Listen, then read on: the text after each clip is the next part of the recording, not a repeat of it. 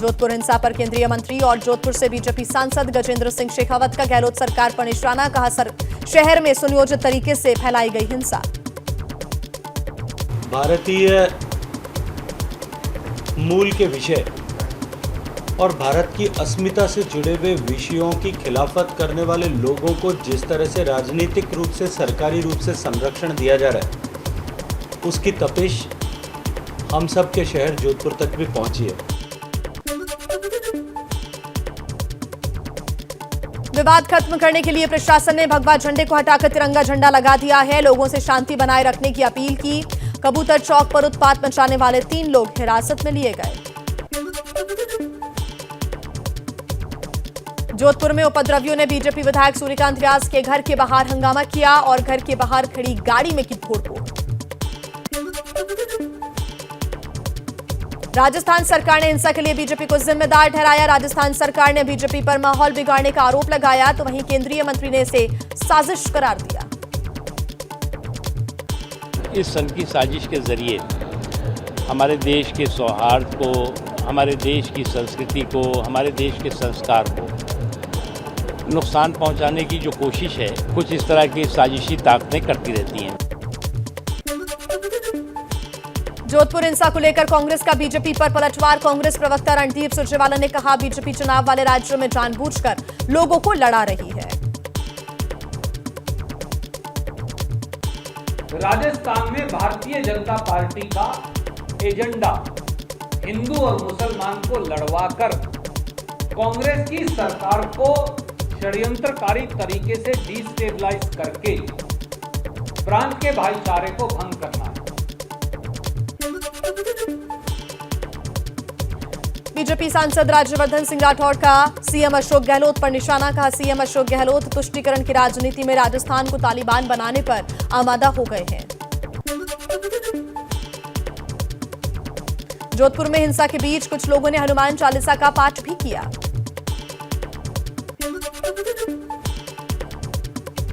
मुजफ्फरनगर में बीजेपी अल्पसंख्यक मोर्चा के पूर्व विदेश मंत्री मोहम्मद समर गजनी ने भगवा में की नमाज अदा। गले में बीजेपी का पटका डालकर ईद की नमाज पढ़ी। नवी मुंबई के नेरूल में मस्जिद से दूर खड़े होकर अजान के जवाब में लाउडस्पीकर पर हनुमान चालीसा बजाते नजर आए एमएनएस के कार्यकर्ता।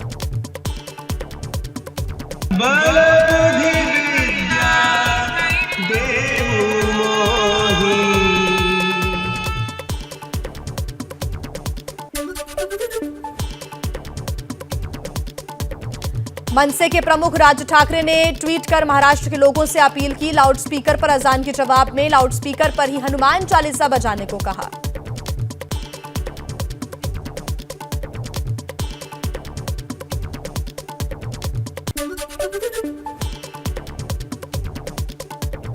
मुंबई से सटे भिवंडी में पुलिस ने एमएनएस कार्यकर्ताओं को हिरासत में लिया। अजान के दौरान हनुमान चालीसा बजाने की तैयारी में ये कार्यकर्ता थे।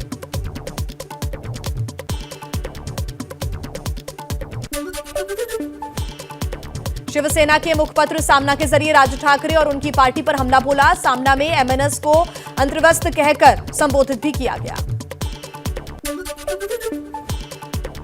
राज ठाकरे के खिलाफ औरंगाबाद में हुआ केस दर्ज। समाज में भेदभाव पैदा करने का मामला हुआ दर्ज। 1 मई को औरंगाबाद में नियम तोड़ने के आरोप में केस दर्ज। जमानती धाराओं में केस दर्ज हुआ। एफआईआर और गिरफ्तारी की लटकती तलवार के बीच एमएनएस अध्यक्ष राज ठाकरे का फिर आह्वान। अजान का जवाब लाउडस्पीकर में हनुमान चालीसा बजा कर दे, अभी नहीं तो कभी नहीं।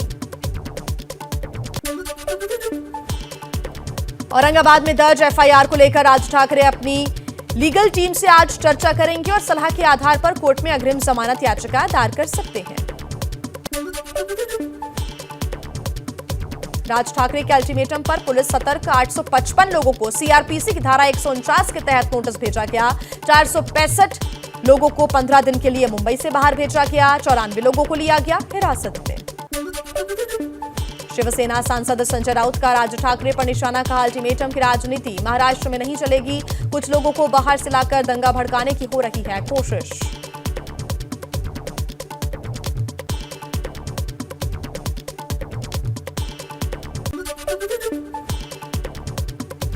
मुंबई के खार में नवनीत राणा और रवि राणा के घर आज जांच के लिए बीएमसी की टीम पहुंचेगी। अवैध निर्माण का है उनके ऊपर आरोप।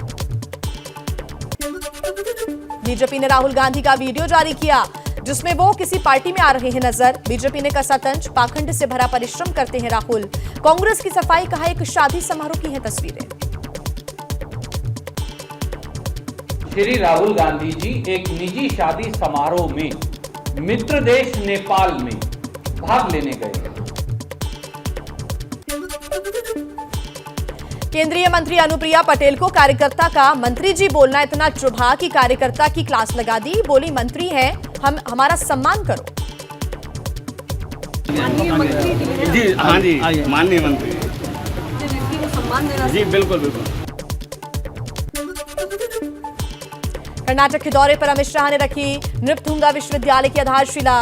विकास परियोजनाओं का उद्घाटन किया। 150 के पार कमल खिलाने की कवायद तेज। अगले साल कर्नाटका में होगा चुनाव।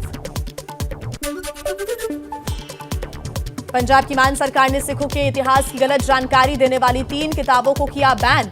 किताब के लेखकों और प्रकाशकों पर कार्रवाई की तैयारी। 12 क्लास में पढ़ाई जा रही थी ये किताबें। पीएम मोदी की यूरोप दौरे पर आखिरी दिन डेनमार्क में भारत नॉर्डिक शिखर सम्मेलन मिलेंगे हिस्सा। नॉर्वे, स्वीडन, आइसलैंड और फिनलैंड के पीएम के साथ होगी द्विपक्षीय वार्ता।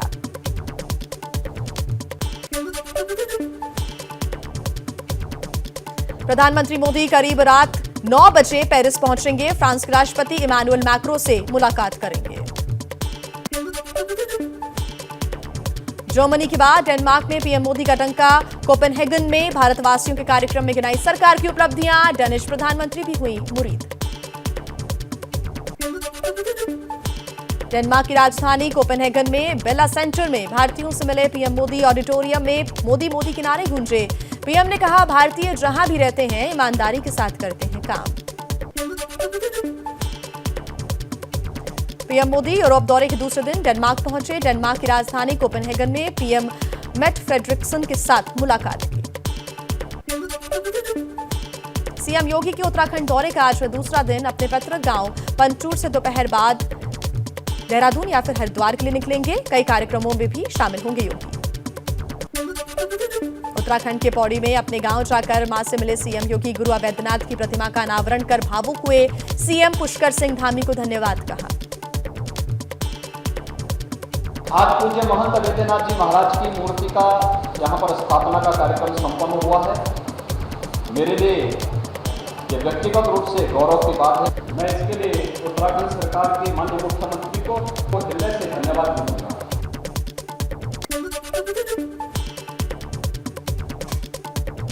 3 दिन के उत्तराखंड दौरे पर यूपी के सीएम योगी आदित्यनाथ देहरादून पहुंचे। मकेश्वर महादेव मंदिर में सीएम योगी ने की पूजा अर्चना। बीजेपी के राष्ट्रीय अध्यक्ष जेपी नड्डा ने दक्षिणी दिल्ली में बीजेपी दफ्तर का उद्घाटन किया। कहा, पीएम मोदी के नेतृत्व में देश में बढ़ा है निर्यात।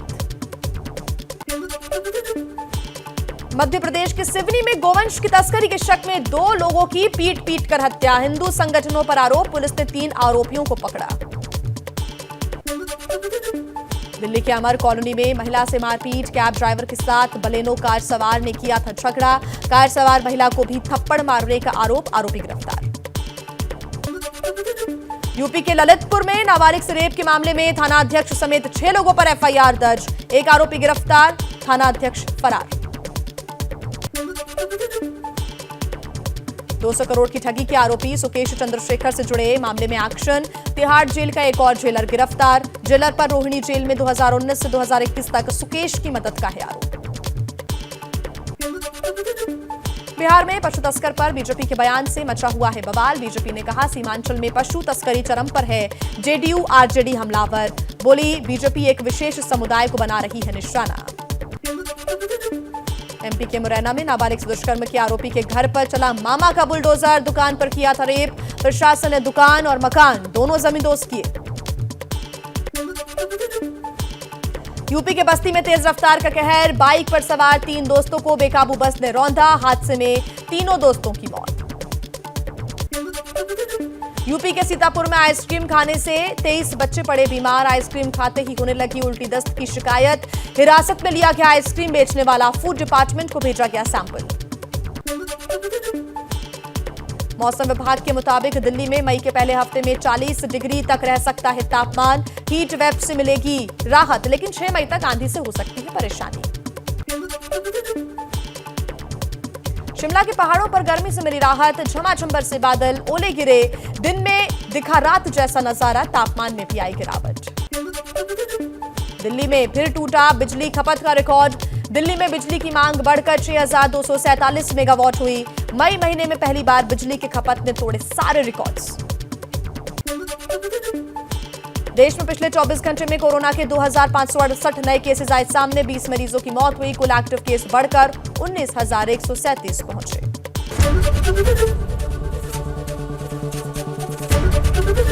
एबीपी न्यूज आपको रखे आगे।